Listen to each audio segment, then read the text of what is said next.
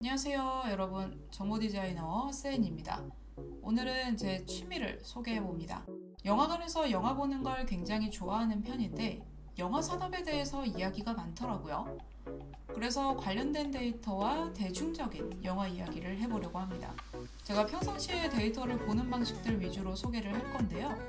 지금 보고 계신 데이터는 올해 기준으로 최대 흥행작인 좀비 딸의 관객 수 데이터예요.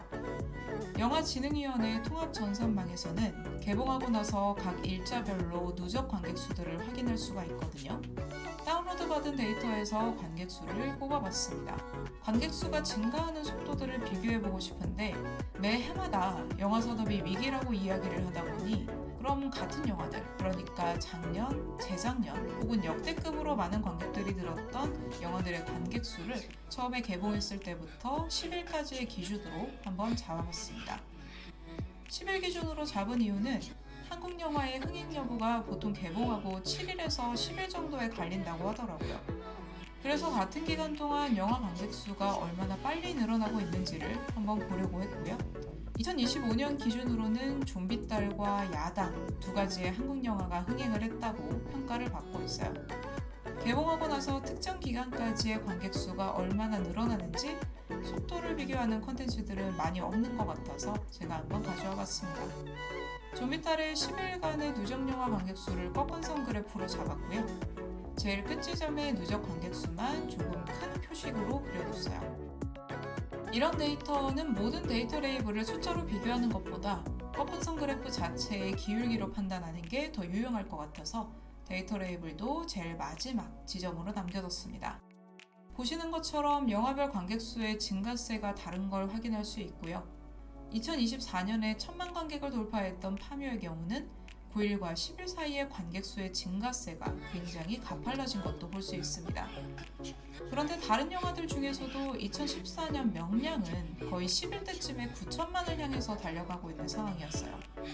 지금 이런 선의 기울기나 흐름으로 보시면 현재 2025년 한국 영화에 대한 관객 수가 그다지 빠르게 늘고 있지는 않았다 정도로 파악을 하실 수가 있을 것 같습니다. 2024년 한국 영화산업 결산이라고 하는 보고서에서 해당 내용들을 뽑아서 좀 더 소개를 해보려고 합니다. 제목에 오타가 좀 나긴 했는데 2014년부터 2024년까지의 데이터를 뽑아왔습니다.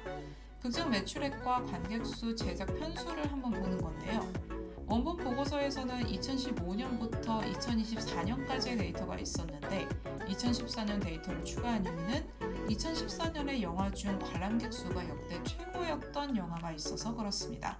앞에서 보신 명량이라고요. 극장의 매출액과 관객 수 같은 경우에는 집계하는 단위가 다르기 때문에 Z스코어라고 하는 표준 점수를 한번 구해봤습니다. 엑셀의 스탠더다이즈라고 하는 함수를 이용해서 충분히 구해줄 수가 있고요. 각 데이터의 평균과 표준 편차를 구해서 그 연도의 값이 평균에 비해 얼마나 늘어났고 평균적으로 얼마나 줄어들었는지를 플러스랑 마이너스 값으로 구분을 해주는 거예요. 이 단위로 들어가게 되면은 앞에서 저희가 보고 있는 억1이나 만명 같은 큰 단위에서 조금 벗어나서 상대적으로 위치들을 파악하기가 좀 편한 상태가 되므로 저도 다루려고 하는 데이터들의 범위가 서로 다를 경우에는 자주 씁니다. 그래서 이 데이터를 가지고 분산형, 정확히는 버블 차트를 만들어 보려고 하는데요. 지금 보시면은 버블 차트가 그려져 있기는 한데 버블 차트의 크기를 개봉 편수로 잡기는 했거든요. 지금 기준으로는 크기가 너무 커서 데이터들이 겹쳐지고 구분이 잘 안 된다 싶으시면 엑셀의 선택 영역 서식에서 거품 크기 배열의 거품 크기를 좀 줄여주시면 됩니다. 2014년을 제외하고 개봉한 편수 자체의 편차가 그렇게 크지 않더라고요. 이것도 Z스코어로 좀 봐야 되긴 하겠지만 개봉 편수에 대한 비교는 다음 단계로 돌리고요. 극장 매출액과 관객수 기준으로만 일단 잡아서 한번 보도록 하겠습니다. X축과 Y축, 그러니까 가로축과 세로축이 뭘 의미하고 있는지를 확인을 해주고 이걸 축 제목으로 삼아서 편집해 주실 수가 있어요. 그래서 저는 산정도로 데이터의 분포나 이런 것들을 파악할 때는 우선 가로축과 세로축에 뭘 둬야 되는지를 굉장히 자주 확인하는 편입니다. 그래서 헷갈리지 않게 기존에 있었던 내용에서 업1이라는 단위가 지금 필요가 없죠. 어차피 표준 점수, 즉 Z스코어로 가고 있기 때문에 단위를 좀 지워주고요. 지금 이 그래프의 경우는 추이보다는 분포를 나타내고 있는 상황이라고 보시면 될 것 같아요. 그래서 여기 나와 있는 그래프 내용들 중에 데이터 레이블을 일단 추가하고요. 데이터 레이블에서 연도 범위를 추가를 해서 이런 방식으로 입력해 주시면 연도별로 영화 산업이 대체적으로 어떤 수치를 가지고 있었는지 확인할 수 있습니다. 좀 더 자세히 볼까요? 점들은 두 개의 구간에 몰려 있습니다. 주요 축인 매출과 관객 수가 한쪽이 증가하면 다른 한쪽도 증가하는 정비례 관계이기 때문인데요. 여기서 대표적인 건 2019년과 2020년 사이인데 데이터 시각화에 관심이 있으신 분들은 무조건 이 연도 사이의 데이터를 따로 그려보실 필요가 있어요. 어떤 산업이든 지금 전체적으로 플러스를 가지고 있는 2사분면에서 마이너스로 구성이 되어 있는 4사분면으로 데이터가 넘어간다는 얘기는 이 산업 자체가 코비드 상황에서 취약했다는 걸 뜻하거든요. 그래서 코로나라는 상황을 겪게 되면서 상대적으로 마이너스 계열로 들어섰다라고 보시면 됩니다. 2019년에는 되게 데이터가 좋은 상황이잖아요. 2018년에 비해서 매출액도 높고 관객수도 높은 위치로 이동했죠. 그럼 당연히 2020년에는 좀 더 오른쪽 위로 점이 옮겨지겠지 예상했다가 반대 방향으로 떨어진 거죠. 2014년에 명량 1761만 5686명의 관객수를 가지고 있습니다. 그리고 국제시장의 관객수 2위예요. 2위인 영화가 1400만이 넘어갑니다. 그러다 보니까 여기 기간에 있는 영화들은 꽤 흥행한 것들이 많구나 라고 판단을 하는 거죠. 그리고 2018년이 외화 부분에선 되게 컸던 게 마블의 어벤져스 엔드게임이 이때 개봉합니다. 그때가 황금기였죠. 그런데 황금기를 노린 영화들은 사실 액션이나 SF처럼 멀티플렉스에 어울리는 영화들 위주이긴 합니다. 다시 한번 살펴보자면 점들이 모인 구간은 총 3개 정도로 나눌 수 있습니다. 2020년과 2021년은 지금 보고 계시다시피 가장 취약했던 때를 뜻하고요. 매출액도 완전히 떨어지고 관객수도 떨어지는 과정이고 코로나로 인해서 영화관 사업 자체가 직격탄을 맞은 상황입니다. 관객수 1위의 영화가 남산의 부장들이었어요. 476만 정도가 들었는데 앞서 보셨던 2014년의 영화들에 비해서는 굉장히 줄어들었다. 그리고 2위 영화가 다만악이라고도 줄이기도 하는 다만악에서 구하소서라는 영화고요.